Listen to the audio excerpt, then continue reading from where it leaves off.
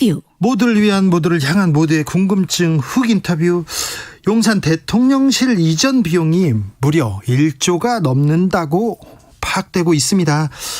대통령이 당초 호언 장담했었죠. 이전 비용 496억 원이면 충분하다 이렇게. 그런데 계속 늘고 있습니다. 앞으로 얼마나 더 느는지 요즘 대통령실 이전 비용을 매일 하나씩 찾아내고 있는데 대통령실 관련 의혹 진상규명단장을 맡고 있습니다. 한병도 의원 모셨습니다. 안녕하세요. 네, 안녕하세요. 한병도 의원입니다. 네, 고생이 많으십니다. 예, 초대해 주셔서 감사합니다. 네. 대통령 비속어 논란으로 살짝 묻혔어요. 하지만 지금 한병도 의원께서 매일 지금 대통령실 이전 비용 이것도 든다 저것도 든다 이렇게 얘기했는데 1조 원이 넘을 수도 있다고요? 이거 어떻게 이렇게 추산한 내용입니까? 저희들이 이제 처음 그 예산을 전용한 300여 원을 찾아냈고요. 네. 그다음에 이제 2023년도 예산안을 다 검토를 했고, 그리고 영빈관 그 896억 원인가요? 예, 그것도 878억 맞습니다. 네, 그것도 예. 의원님이 찾아내셨어요? 네, 그거 찾았습니다. 네. 또 2024년도 예산안도 보고, 네. 또 향후에 정부에서 인정한 향후 발생될 것이 무엇이 있는지를 다 조사를 해봤더니 한 1조 800여 원이 나왔습니다. 1조 원이 넘습니까? 예, 그렇습니다. 아니 당초에 496억 원이면 충분하다 이렇게 얘기했는데 예. 어디에서 가장 많은 비용이 이렇게 전용되거나 가져왔습니까? 이게 이제 국방부가 예산이 제일 많습니다. 국방부 같은 경우에는 네. 대통령실이 국방부로 이전을 했잖아요. 네. 국방부로 가니까 국방부에는 합참이 또 이전을 해야 되고 연쇄 이동을 해야죠. 국방부도 이사 가고 합참도 또 이사 가고요. 그렇습니다. 그래서 그 비용이 많죠. 이게 이제 국방부가 2026년까지 이미 남태령으로 이전을 하겠다고 발표를 했는데요. 네. 정부에서 발표한 것만 2,980여 원입니다. 합참 하나만 예를 들어보자면. 예. 근데 이 합참 건물이 좋은 건물입니다. 이게 진지가 한 10년밖에 안 됐거든요. 네. 근데 이 시설은 예를 들어서 EMP 전자 공격을 방어할 수 있는 시스템, 네. 방호 시스템 이런 것들이 다 구축이 돼 있습니다. 네, 벙커도 거기에 들어가 있다. 그렇습니다. 그리고 또 그 내진 설계도요. 8.38처럼 완벽한 내진 설계가 되는 이렇게 좋은 새 건물을 이전을 해야 되는 겁니다. 근데 이제 이 내용은 저희들이 주장을 한 게 아니고 7월 25일 날 국회 대정부 질문을 할 때 한덕수 총리께서 비용이 얼마 들어가냐? 그랬더니 2,980여 원이 들어간다.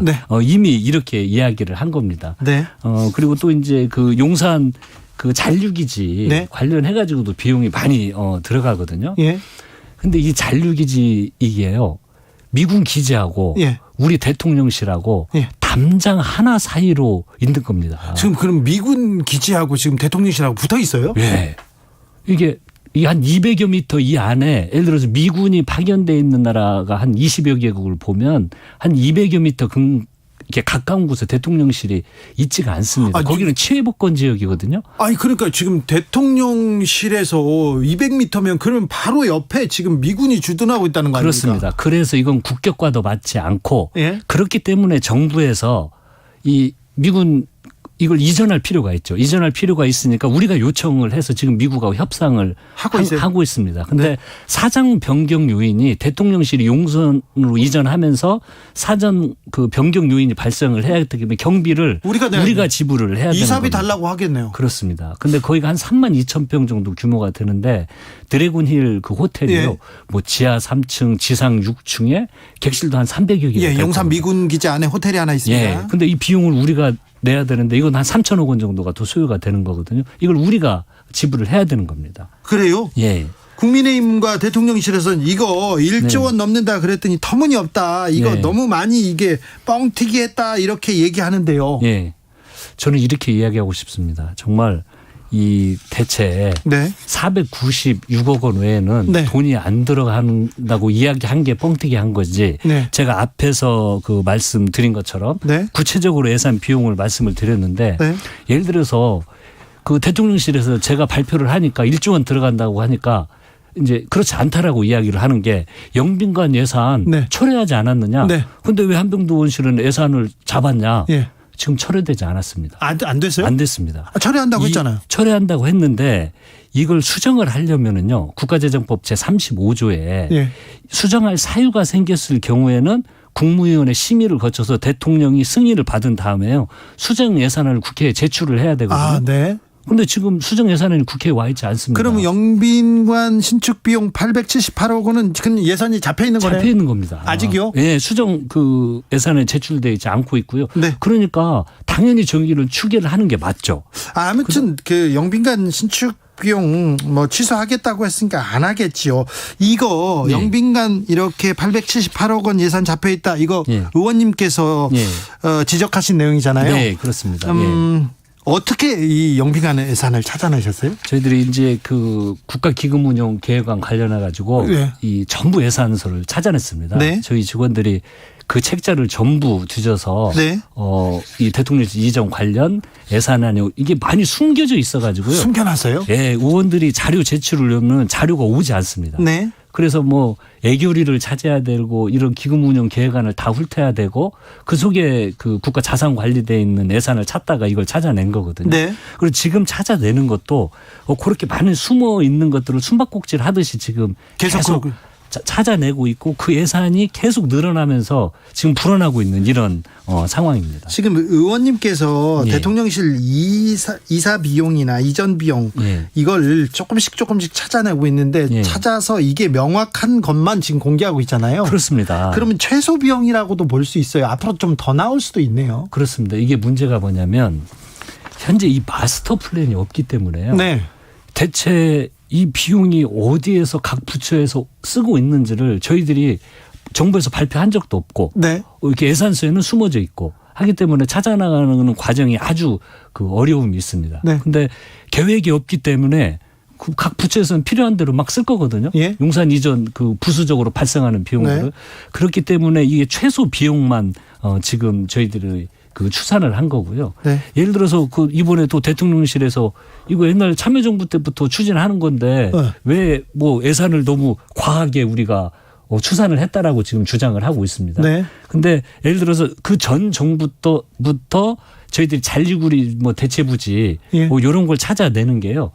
참여정부 때 진행된 이런 건 다 뺐습니다. 아, 그런 건 빼고요. 예, 다 빼고 예. 예를 들어서 뭐 용산 운영위원회 뭐 운영을 한다든지 네. 뭐 펜스를 설치한다든지 그 전 정부 때 계획에 따라서 하는 것들은 다 예산을 빼고 윤 전 정부에서 갑자기 지금 추진한 것들 몇 개월 사이에 예. 그런 것들만 예산을 다 추계를 한 것입니다. 아니 그런데 예. 용산으로 청와대에서 용산으로 대통령실 예. 이전하기로 했잖아요. 예. 부대 시설 필요해요. 뭐 예. 연회장도 필요할 수도 있어요. 예. 그런데 대통령실이나 정부에서 국회에다 설명을 하고 우리가 이렇게 듭니다. 이런 큰 계획이 있으니 우리가 쓸 것도 아니고 미래에 또 이용할 그 자산들이니까 이렇게 하겠습니다 하고 설득해야 되는 거 아닙니까? 그랬어야죠. 국회에 예. 이게 그 대한민국의 컨트롤 타워 아닙니까? 예. 컨트롤 타워가 이전을 하는데 네. 이 컨트롤 타워 이전은요.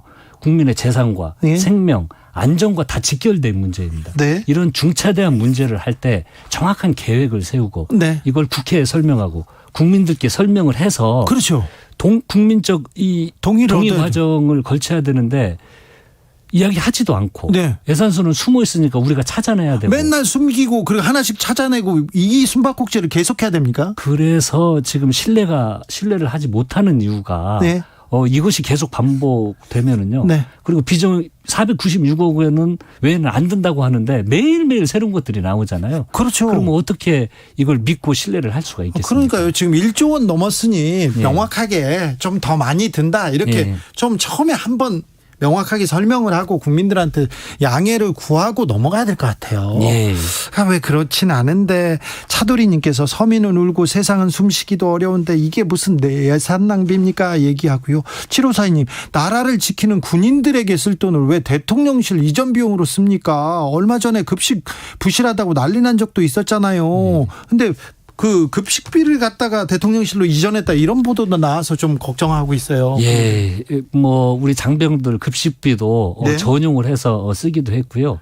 우리 101 경비대, 네. 201 경비대 그 경호 인력들은 그 청와대는 아니 대통령실 외곽을 이렇게 경호하는 그렇습니다. 인력이죠. 예, 외곽을 경호하는 인력인데 네. 여기는 컨테이너에서 생활하고 그랬습니다. 그래요? 그러니까 아무 계획을 잡지 않고 그래서 이제 컨테이너에서 생활을 하고 있으니까 기재부에서 50억 원 예비비를 급히 편성을 해서 네. 이 막사를 짓고 이렇게 하는 겁니다. 항시 일이 터지고 그 다음에 수습하고 이런 과정들이 지금 계속 반복되고 있는 상황이 더 지금 걱정입니다. 네. 문재인 정부에서 대통령실 정무수석을 하셨어요. 예. 그러니까 조금 다른 정치인보다는 이 대통령실이 어떻게 굴러가는지 흐름을 잘 아시잖아요. 네네네. 그런데 이 대통령실 문제 어떻게 좀 조언을 좀 해주세요. 이게 지금 뭐 이런 식의 방법은 가장 큰 문제가 방금 말씀드렸듯이 국민과 소통, 어떤 이런 과정이 전혀 없고요. 네. 이 지금 뭐 경제가 어렵고 최근에 뭐 안보 문제, 재난 문제, 외교 문제 막 발생을 하고 있는데 네. 예를 들어서 1조 원 더 넘어가면요 청와대 하나 지을 수도 있는 문제 아닙니까? 예. 근데 이런 혈세를 좀 낭비하지 말고 예. 우리 청와대는 이 역사성이 있습니다. 예. 재난, 안전, 외교 이런 걸 갈 수 있는 그 공간적 의미의 청와대이기도 하지만 네. 그 국가 운영을 위한 시스템, 네. 체계가 같이 녹아져 있는 게 그게 과거 그 청와대인 거거든요. 네. 그래서 빨리라도 좀 이런 이 실수를 반복하지 않기 위해서라도 네. 예산을 낭비하기 위해서라도 저는 그냥 청와대로 돌아가서 하면은 현안 대응을 훨씬 잘할 수 있을 거라고 생각이 들고 지금이라도 청와대로 돌아가는 게 방법입니까? 네. 그리고 아니 나왔잖아요. 예. 아마 안 돌아갈 거예요.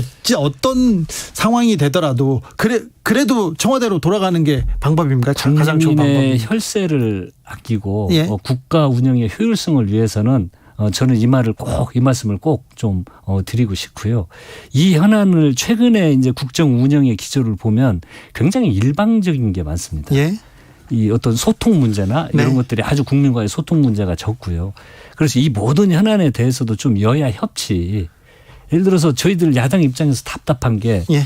지금 경제 현안이 어렵고 모든 이 민생 현안이 어려운데 정부에서 무엇을 하기 위해서 네. 예를 들어 대통령실 이전 문제도 마찬가지입니다. 예. 이래야 되니까 머리를 맞대보자고 제안하고 토론한 적이 한 번도 없었습니다. 예. 저희들은 자료만 봐서 알 수 있거든요. 예. 그래서 좀 이런 때일수록 더욱더 좀 일방적인 통행보다는 소통하고 네. 다른 의견도 듣고 국정 운영에 참고하는 노력들을 좀 해 주시기를 네. 제가 충원을 드리도록 하겠습니다. 전 청와대 정무수석이어서 제가 또 물어봅니다. 네. 윤석열 대통령이 박진 장관 해임 건의안 받아들이지 않겠다 거부권 행사했는데요. 예.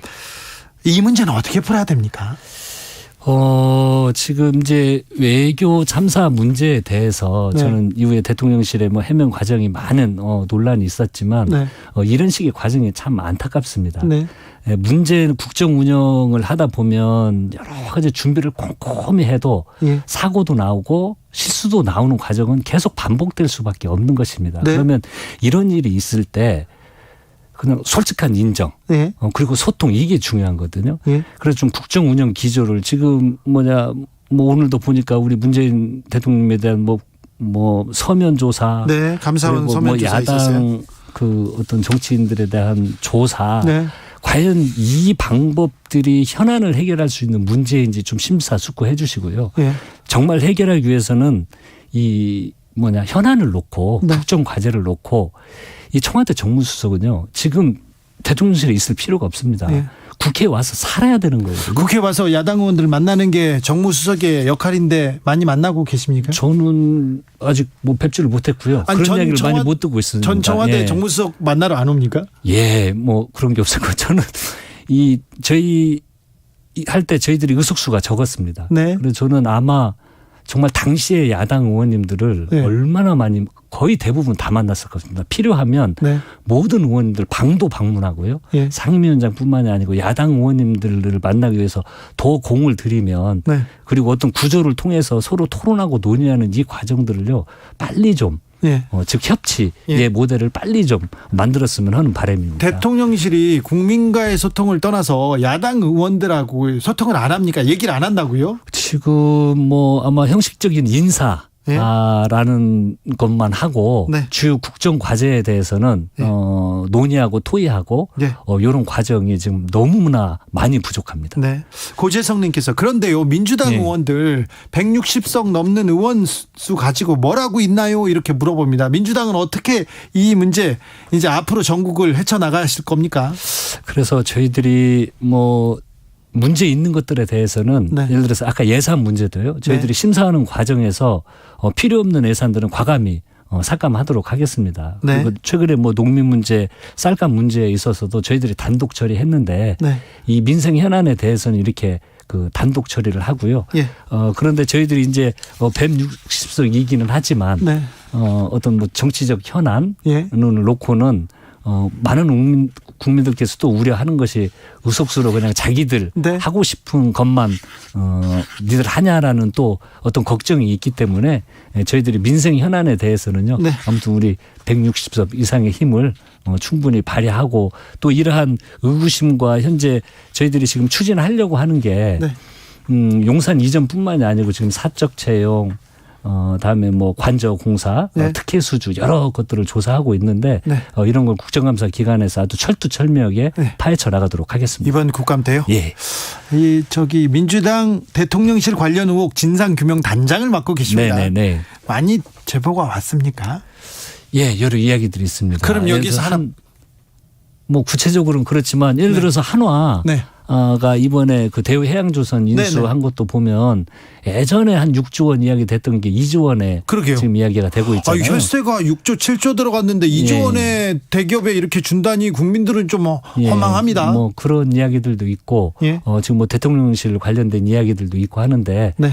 저희들은 좀 이런 걸 진중히 접근하려고 합니다. 이걸 정치적 소재로 활용하는 게 아니고 예. 사실관계를 파악하고 네. 특히 이번에 이제 국정감사가 내일부터 시작이 됩니다. 네, 네. 여러 뭐 저희들이 한 20개 과제를 좀 선정하고 60개 세부 과제로 다 만들었는데 상임위별로 전부 좀 조사를 철두철미하게 하도록 하겠습니다. 한병도 의원님 다 좋은데 네. 너무 신중하다 이런 또 평이 있어요. 아, 그래요? 네. 좀 여기서 하나 내놓으셔도 되는데 다음번에 모실 테니 네네. 다음번엔 좀 서류를 가지고 오시기 바랍니다. 네, 알겠습니다. 네. 마지막으로요. 네네. 감사원에서 서해 공무원 피살 사건 관련해서 문재인 전 대통령 서면 조사 요구했습니다. 네. 국민의힘에서는 법 앞에 만인이 평등하다 이렇게 얘기하고 있는데 네. 어떻게 보십니까?